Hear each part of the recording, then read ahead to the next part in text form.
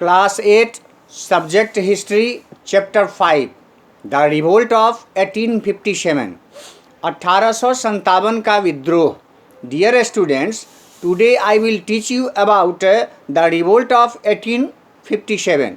आज मैं आपको इस वीडियो में 1857 के विद्रोह और उसके महत्वपूर्ण कारण के बारे में बताने जा रहा हूँ।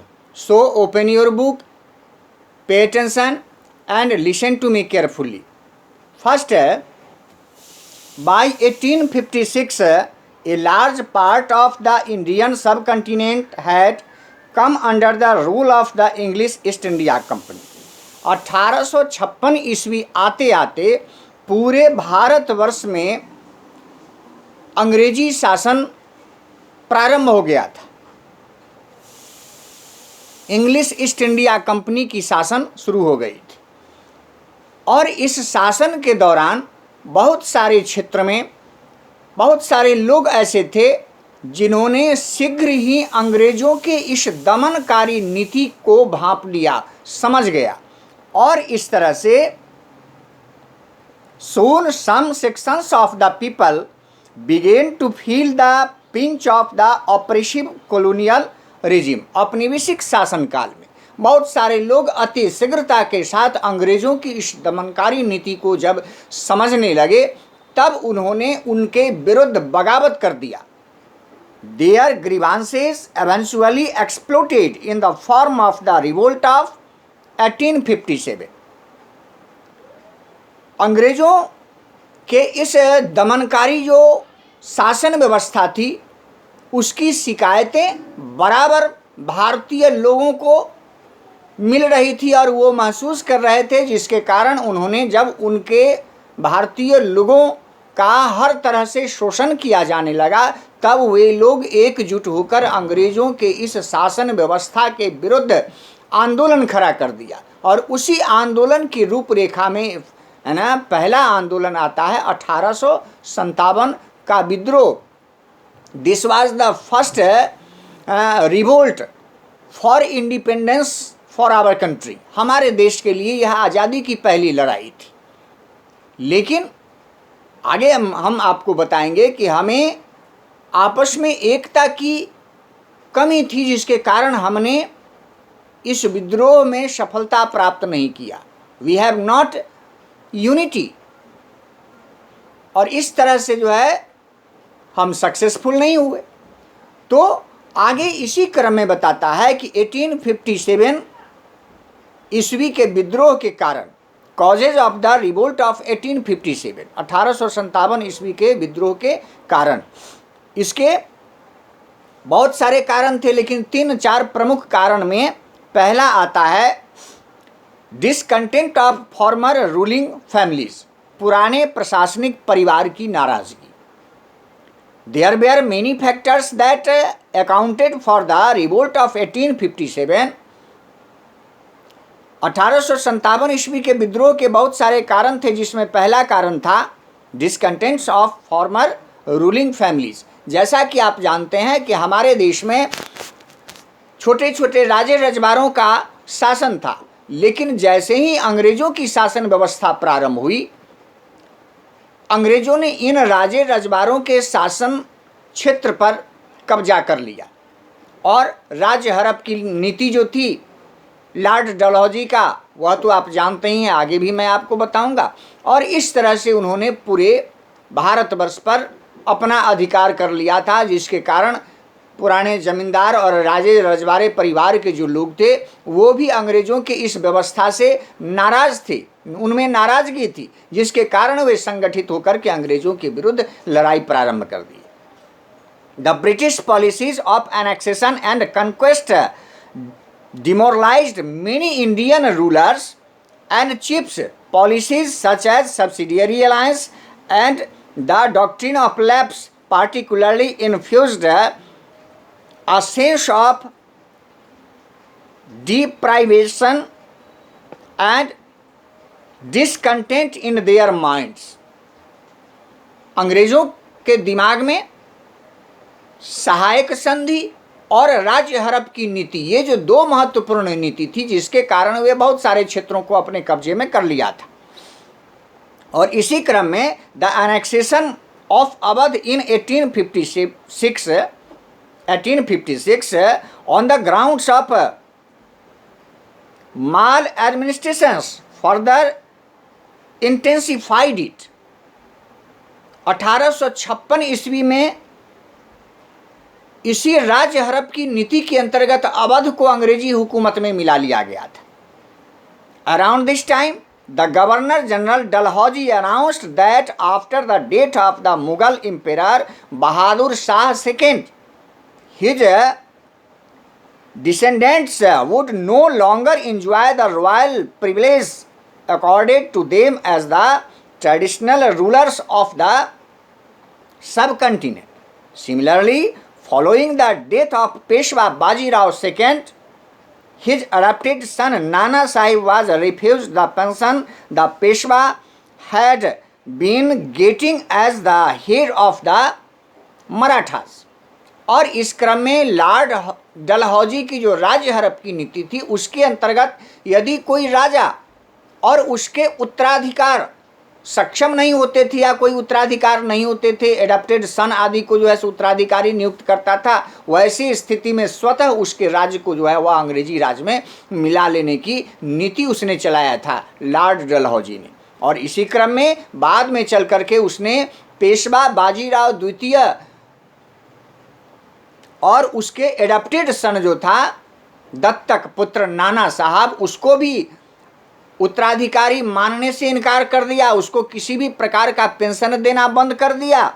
और इस तरह से मराठे सरदार वगैरह थे, उन लोगों के साथ भी उनका जो है वह किसी प्रकार का जो है उसको पेंशन नहीं देते थे, राज्य हड़प लिए। और इस तरह से इनमें जो है वह अंग्रेजों के विरुद्ध विद्रोह की भावना जो है वह झलक उठी। इसके बाद next second causes of revolt 1857 are discontent of peasants and artisans, किसानों एवं शिल्पकारों की नाराजगी। This was the second causes of revolt 1857। 1857 ईस्वी के विद्रोह का ये दूसरा सबसे प्रमुख कारण था, किसानों एवं शिल्पकारों की नाराजगी। The policy of economic exploitation followed by the British affected all sections of Indian society. British सरकार की आर्थिक शोषण की जो नीति थी वह उसके शिकार सबसे ज़्यादा किसान और शिल्पकार हुए थे, क्योंकि हमने आपको पहले भी बताया है कि किसानों को ज़बरदस्ती अपने खेत में खाद्यान्न फसलों के बजाय व्यापारिक फसल jute, rubber, coffee, T, cotton, Indigo आदि की खेती करने के लिए बाध्य किया जाता था। औने पौने दामों पर में जो है उनको बेचना पड़ता था, मुनाफा कम मिलता था और बहुत ज़मीन पर उनको जो है वह बहुत सारे जो है सो टैक्स लगा दिए गए थे जिसे किसान देने में असमर्थ थे। और इस तरह उनका बहुत ज़्यादा शोषण किया जाता था, जिसके कारण ये किसान अंग्रेज़ों के विरुद्ध जो है वह बगावत पर उतर आए। उसी तरह से शिल्पकारों की जो नाराज़गी थी उसके अंतर्गत गांव देहात आदि क्षेत्र में जो छोटे छोटे शिल्पकार थे, लघु कुटीर उद्योगों के माध्यम से जीविकोपार्जन करते थे, उनका वह पुराना पारंपरिक धंधा जो था वह बंद हो गया, जिसके कारण वे भी अंग्रेज़ों के विरुद्ध खड़े हो गए। Due to high revenue demands and a ruthless system of revenue collections, life of the peasants became miserable. They lost most of their traditional rights and were deprived of their land. और इस बीच में जो किसानों की जो भूमि पर बहुत सारे टैक्स लगा दिए गए थे, जिसके कारण वो चुकाने में किसान जब असमर्थ थे तो उनकी भूमि, उनकी ज़मीन उनसे छीन ली गई थी और उसको जब्त कर लिया गया था। यह भी अंग्रेज़ों के विरुद्ध आंदोलन का बहुत बड़ा कारण था किसानों का। Due to the massive inflow of cheap goods manufactured in British factories, Indian handmade goods lost their markets. और इस क्रम में आपने देखा कि सस्ते उत्पादित सामान ब्रिटिश फैक्ट्री तक जाते थे और उस पर मुहर लग करके और ऊंचे दामों में भारतीय बाजारों में उसको बेचा जाता था, जिससे भारत की अर्थव्यवस्था जो है वह ब्रिटेन और इंग्लैंड जाती थी। This led to the impoverishment of Indian artisans and crafts persons, जिसके कारण किसानों और शिल्पकारों की जो दैनिक जीवन था और उनकी जो समस्याएं थी, दैनिक जीवन में समस्याएं उत्पन्न होने लगी, उनका जीवन कठिनाई से बीतने लगा, जिसके कारण उन्होंने अंग्रेज़ों के विरुद्ध यह आंदोलन खड़ा किया था।